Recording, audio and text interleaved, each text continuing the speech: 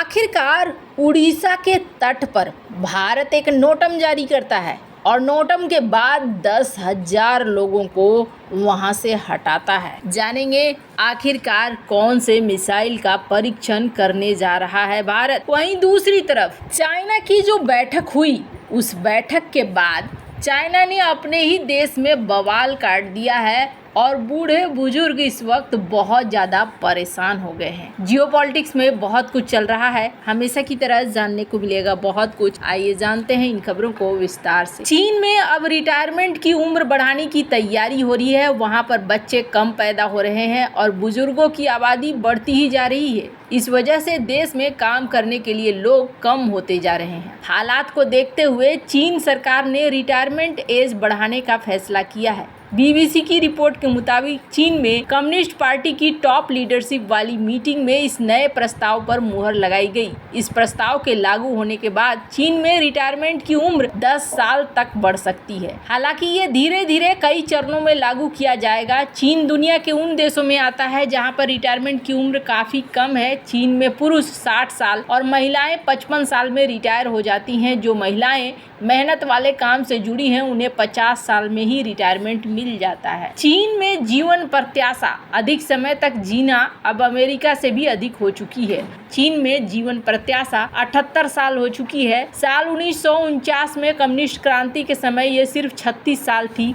America में जीवन प्रत्याशा 76 साल है। चीन पेंशन विकास रिपोर्ट में कहा गया कि रिटायरमेंट की उम्र कम से कम 65 साल की जानी चाहिए। पुरुषों और महिलाओं के लिए ये एक सम्मान होनी चाहिए। बीबीसी की रिपोर्ट के मुताबिक चीन में पेंशन लेने वाली आबादी 30 करोड़ के पार चली गई है। इस वजह से सरकार को ज्यादा पेंशन देना पड़ रहा है। सरकार की सोच ये है कि ये पैसा लोगों को वेतन के रूप में दिया जाए ताकि बदले में काम भी लिया जा सके। हालांकि चीनी सरकार के रिटायरमेंट एज बढ़ाने के प्लान पर कई लोगों ने संदेह जताया है। एक यूजर ने चीनी सोशल मीडिया पर लिखा कि जो लोग जल्दी रिटायरमेंट चाहते हैं वो अपनी कठिन नौकरियों से थक चुके होते हैं। वहीं जो आराम की नौकरी करते हैं उन्हें जल्दी रिटायर होने की जरूरत ही नहीं है। देश में आराम वाली नौकरी कम है और देर से रिटायर होने का मतलब है कि उन्हें पेंशन मिलने में देरी होगी। अधिकतर लोग ठीक से अपना बुढ़ापा नहीं काट पाएंगे। आपको बता दूं, स्क्रीन पर एक लिस्ट देख रहे हैं आप। हर देश में रिटायरमेंट की एक उम्र है। थाईलैंड में ये उम्र है 55 साल की, चाइना में है ये 60 साल की, रूस में है ये 62 साल की, फ्रांस में 64, भारत में 60, अमेरिका में 66, ब्रिटेन में 68,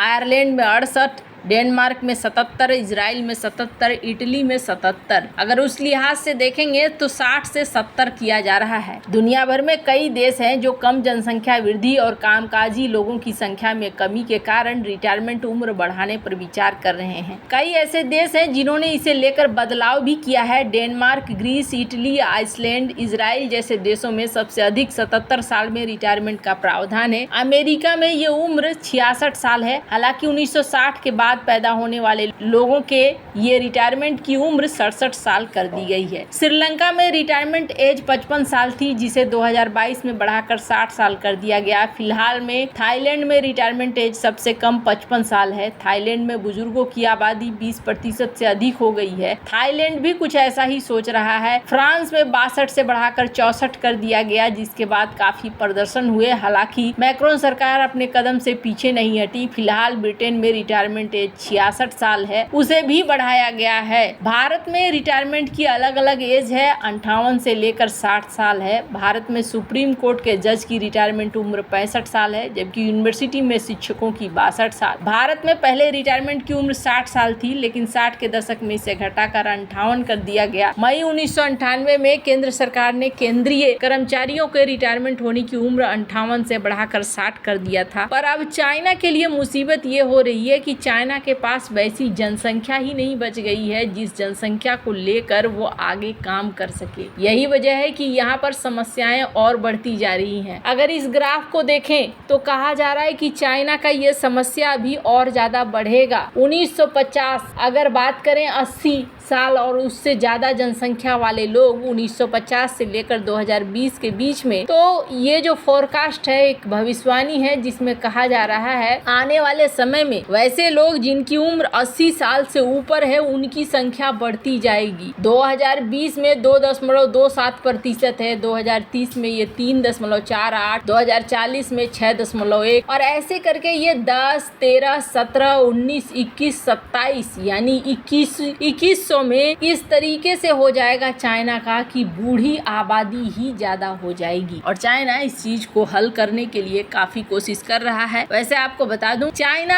अपनी ही नीतियों का एक प्राइस पे कर रहा है और उसकी नीति थी one China policy. One China policy China क्यों लेकर आया था? चाइना को अपनी इकोनॉमी को बहुत हाई में ले जाना था और इसलिए चाइना चाहता था कि जनसंख्या कम होगी तो पैसे की खपत कम होगी और पैसे की खपत कम होगी तो हम बहुत तेजी से आगे बढ़ते चले जाएंगे। लेकिन चाइना की जो ये सोच है, यही सोच इनको ऊपर पूरी तरीके से भारी पड़ी और इस सोच की वजह से अब जनसंख्या को लेकर समस्याएं खड़ी हो रही हैं। जहां एक तरफ ये सब कुछ हो रहा है, वहीं दूसरी तरफ कुछ दिनों पहले एक नोटम जारी किया गया। नोटम की तस्वीर आप देख सकते हैं। ये जो नोटम है, ये नोटम 17 से 26 तक के लिए जारी किया गया था और ये यहाँ पर APJ अब्दुल कलाम आइलैंड से लेकर AD टारगेट तक का ये जारी किया गया था। अब इस बीच यहाँ पर एक खबर आ रही है उड़ीसा से और उड़ीसा में कहा जा रहा है कि करीब 10,000 लोगों को निकाला गया है, गवर्नमेंट ने शिफ्ट किया है और ये शिफ्ट करने के लिए खास तौर पर टेम्पोररी कैंप बनाए गए हैं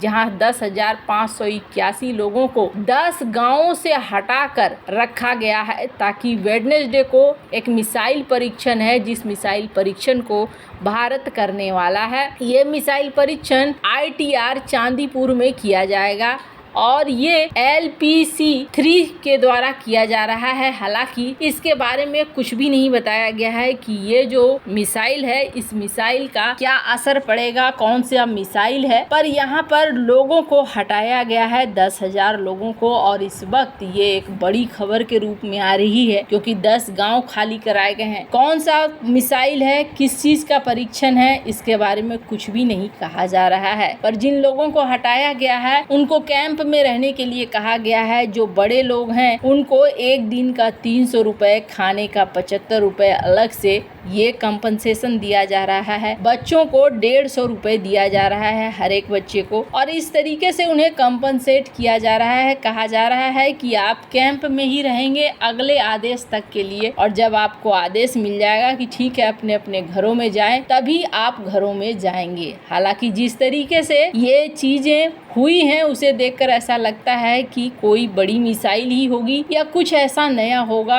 जिसको लेकर ये माना जा रहा है कि कहीं कोई दुर्घटना न हो, इससे लोगों को किसी तरह की क्षति न हो, इसलिए ही उन्हें वहां से हटाया गया है। हालांकि भारत यहाँ पर लगातार अपने मिसाइलों का परीक्षण भी कर रहा है और ऐसा लगता है कि नई सरकार आने के बाद भी भारत का जो चलन है वो भारत यहाँ रुक नहीं रहा है। मिसाइलों के परीक्षण में और हथियारों के निर्माण में किसी तरह की कोई कोताही नहीं बरती जा रही है। वैसे आपको क्या लगता है इन सब मामले में, आपकी क्या राय है, कमेंट कर जरूर बताएं। जल्द मिलते हैं अगले वीडियो में नई खबर के साथ।